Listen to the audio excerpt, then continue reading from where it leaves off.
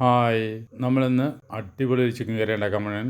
കാന്താരിയും തേങ്ങാപ്പാലും എല്ലാം ചേർത്ത് നല്ല ടേസ്റ്റാണ്. നമുക്കിത് പെട്ടെന്ന് തന്നെ തയ്യാറാക്കുകയും ചെയ്യാം. ആദ്യം തന്നെ ജാറിലേക്ക് ചെറിയൊരു പീസ് ഇഞ്ചി ഇട്ട് കൊടുക്കുക, കുറച്ച് വെളുത്തുള്ളി ഇട്ട് കൊടുക്കുക, കാന്താരിയത്തെ അധികം ഇട്ട് കൊടുക്കുക, കുറച്ച് സവാളയും കൂടി ഇട്ടിട്ട് നമുക്കിതൊരു പേസ്റ്റ് രൂപത്തിൽ എടുക്കണം. എന്നിട്ട് അത് ചിക്കനിലേക്ക് ഇട്ട് കൊടുക്കാം. അതിലേക്ക് കുറച്ച് മഞ്ഞൾപ്പൊടി, നാരങ്ങ നീരും ഉപ്പും ഇട്ട് കൊടുത്തിട്ട് ഇതിനെ നന്നായിട്ടൊന്ന് മാരിനേറ്റ് ചെയ്തെടുക്കണം. ചാനൽ ലൈക്ക് ചെയ്യാനും സബ്സ്ക്രൈബ് ചെയ്യാനും മറക്കരുത്. ചിക്കൻ ഒരു 2 മണിക്കൂർ റെസ്റ്റ് ചെയ്യാൻ വെക്കാം. പാൻ ചൂടാകുമ്പോൾ അതിലേക്ക് വെളിച്ചെണ്ണ ഒഴിച്ചിട്ട് സവാള ഇട്ട് കൊടുക്കുക, വേപ്പില ഇട്ട് കൊടുക്കുക, ഇഞ്ചി ഇട്ട് കൊടുക്കുക, പച്ചമുളക് ഇട്ട് കൊടുക്കുക. അതിലേക്ക് അല്പം മഞ്ഞൾപ്പൊടി ഉപ്പും കൂടി ഇട്ട് നമുക്കിതൊന്ന് ഇളക്കി കൂട്ടാം. ഇതിൻ്റെ ആ പച്ചപ്പൊക്കെ മാറണം. ശരിക്ക് നമ്മളധികം മൂപ്പിക്കുന്നില്ല.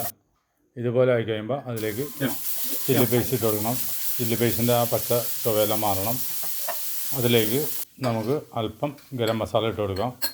അതൊന്ന് സോട്ട് ചെയ്ത് കഴിയുമ്പോൾ നമ്മൾ നേരത്തെ മാരിനേറ്റ് ചെയ്ത് മാറ്റി വെച്ച ചിക്കൻ ഇതിൻ്റെ അകത്തേക്ക് ഇട്ട് നന്നായിട്ടൊന്ന് മിക്സ് ചെയ്തെടുക്കണം. അതിൻ്റെ മസാലകളെല്ലാം എല്ലാ സ്ഥലത്തും പിടിച്ച് കഴിഞ്ഞിട്ടുണ്ട്. നമുക്കിതിലേക്ക് തേങ്ങാപ്പാൽ ഒഴിച്ച് കൊടുക്കണം. അത് കഴിയുമ്പോൾ അതിലേക്ക് അല്പം സ്പ്രിംഗ് ഓണിയനും മല്ലിയിലയും തക്കാളിയും കൂടി ഇട്ട് കൊടുത്ത് ഇതിനെ നമുക്ക് അടച്ചു വെച്ച് 2-3 മിനിറ്റ് വേവിക്കാം. വീണ്ടും തുറന്ന് ഇതിനൊന്ന് എല്ലാം കൂടി നമുക്കൊന്ന് ഇളക്കി കൂട്ടണം. ഇതിൻ്റെ മസാലയും തക്കാളിയും എല്ലാം ഇപ്പോൾ വെന്തിട്ടുണ്ട്. അപ്പോൾ ഒന്നും കൂടി ഇതിനെ നമുക്കൊരു ചെറിയ തീയിൽ ഒരു 5 മിനിറ്റ് ഇതിനെ വേവിച്ചെടുക്കണം. വീണ്ടും തുറന്ന് ഇതിനെല്ലാം നന്നായിട്ട് ഇളക്കി കൂട്ടിയതിന് ശേഷം അതിലേക്ക് അല്പം വിനാഗിരിയും കുറച്ച് ഉപ്പ് ഇട്ട് കൊടുത്ത് വീണ്ടും ഒന്ന് ഇതിനെ ഇളക്കി കൂട്ടി ഒരു 2 മിനിറ്റും കൂടി നമുക്കിതിനൊന്ന് അടച്ചു വെച്ച് വേവിക്കാം. 2 മിനിറ്റ് കഴിയുമ്പോൾ അതിലേക്ക് സവാള, തക്കാളി, വേപ്പില, കൊറിയൻഡർ ലീവ്സും തേങ്ങാപ്പാൽ ഒഴിച്ച് കൊടുത്ത് നമുക്കിതിനൊന്ന് ഇളക്കി കൂട്ടാം.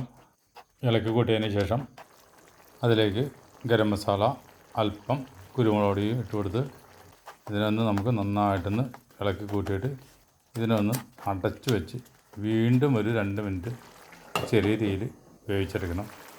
2 മിനിറ്റ് കഴിഞ്ഞ് വീണ്ടും തുറന്ന് എല്ലാം ഒന്ന് ഇളക്കി കൊടുത്തിട്ട് അല്പം പച്ച വെളിച്ചെണ്ണയും കൂടി ഒഴിച്ച് കൊടുക്കണം നമുക്കിതിൻ്റെ അകത്തേക്ക്. എന്നാലാണ് ഇതിൻ്റെ ഏറ്റവും ടേസ്റ്റ് വരുന്നത്. ആ പച്ച വെളിച്ചെണ്ണയും കൂടി ഒഴിച്ച് കൊടുത്തു കഴിഞ്ഞപ്പോഴാണ് ചിക്കൻ കറിയുടെ ഒരു നല്ലൊരു മണം പുറത്തേക്ക് വന്നത്. അടിപൊളി ചിക്കൻ കറിയാണ്. ചോറിൻ്റെ കൂടെ, ചപ്പാത്തിയുടെ കൂടെ, എന്തിൻ്റെ കൂടെ വേണമെന്ന് കഴിക്കാം.